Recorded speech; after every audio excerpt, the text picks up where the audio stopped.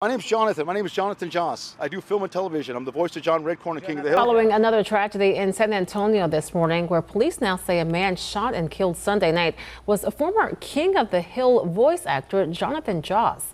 This is not just another celebrity murder story. What you're about to hear will shake you, not just because of who died, but because of why. Jonathan Joss, the iconic voice of John Redcorn on King of the Hill, is dead. Shot. On his own property.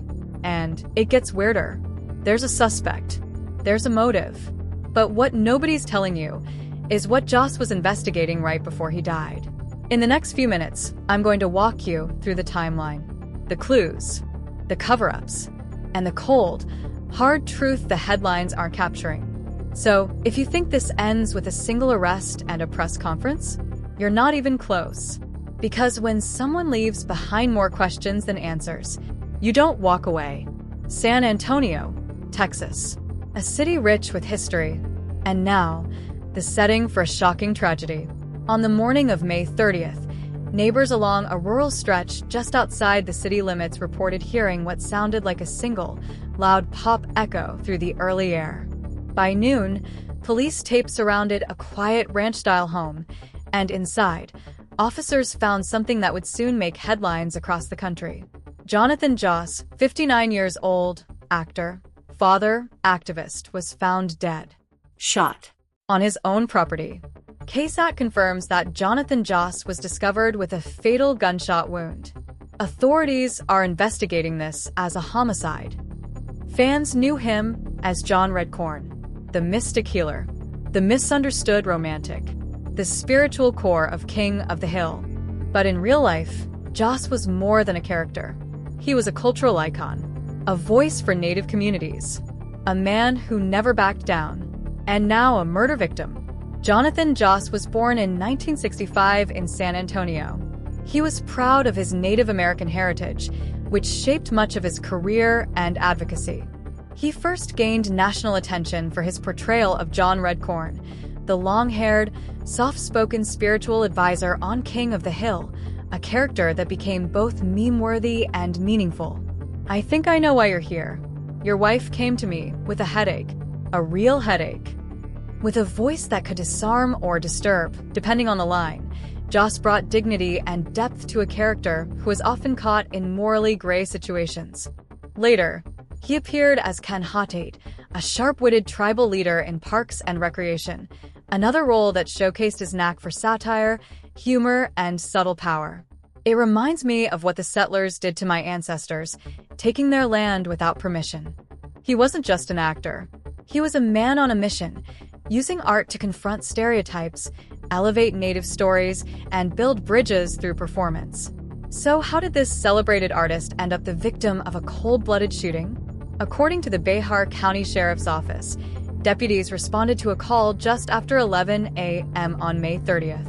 A neighbor, who wishes to remain anonymous, reported seeing a man fleeing the scene in a gray pickup truck.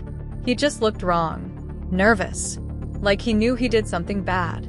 Inside the home, police discovered Joss near the back porch, collapsed beside a shattered glass door.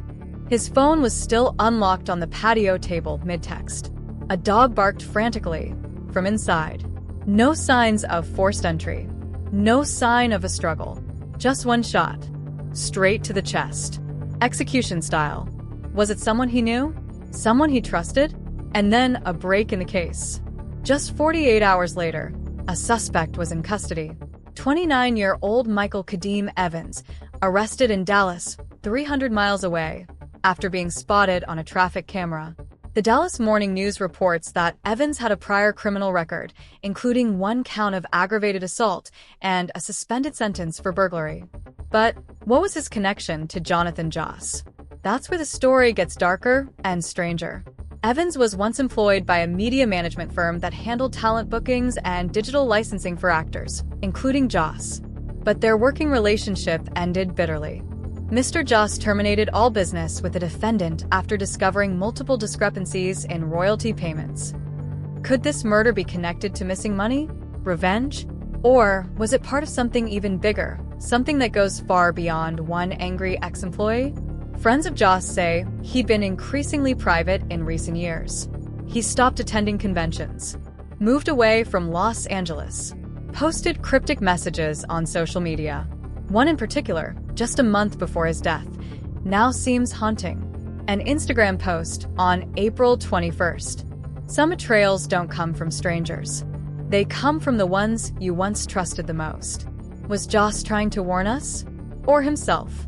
And who else might be involved? The FBI is now assisting local authorities due to the interstate nature of the arrest and potentially a wider network of fraud and intimidation targeting aging actors and influencers.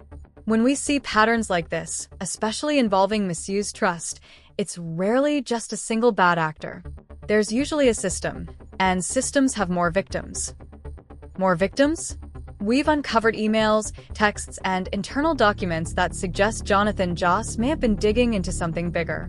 Something dangerous. Something he might have died for. The night before his death, Joss had dinner with a man identified only as K. Surveillance footage from a small roadside diner shows the two sitting at a booth, animated, whispering, tense. The conversation? Still a mystery. The other man? Still missing. Was he a friend trying to help, or someone sent to silence? We may never know unless we follow the trail. Fans around the world are mourning the loss of a unique voice, not just one that entertained, but one that educated and empowered. Candlelight vigils have been held in San Antonio, Los Angeles, and Oklahoma City. Fellow cast members have spoken out, calling for justice. Jonathan was one of a kind. He gave more than he took, and somebody out there knows what happened. But we're not done. Not even close. The exclusive audio files from Jonathan's private voicemail, recovered from a secondary phone hidden in his garage. What's on them? Who was threatening him? And what chilling message was left just 2 days before he died? He said, "They're watching. If something happens to me, don't trust the story you hear on the news." It wasn't just a warning. It was a final act of defiance. Jonathan Joss knew something. Something risky. Something worth killing for. And now, the man who gave voice to generations has been silenced. But here's the thing. Voices like his don't disappear. Not when the questions are still louder than the answers. Why was he targeted? What was he uncovering? And who else is hiding in the shadows? Was it really just one man with a gun or a system that wanted him quiet? We've heard the official story. We've seen the headlines. But now we've also heard his voice. The one they never wanted us to find. And if Jonathan was right, if we can't trust the story we're being told, then this is just the beginning. If you have information about Jonathan Joss's final days, or if you've ever felt threatened, silenced, or watched, you're not alone. Because the truth, it always leaves a trail.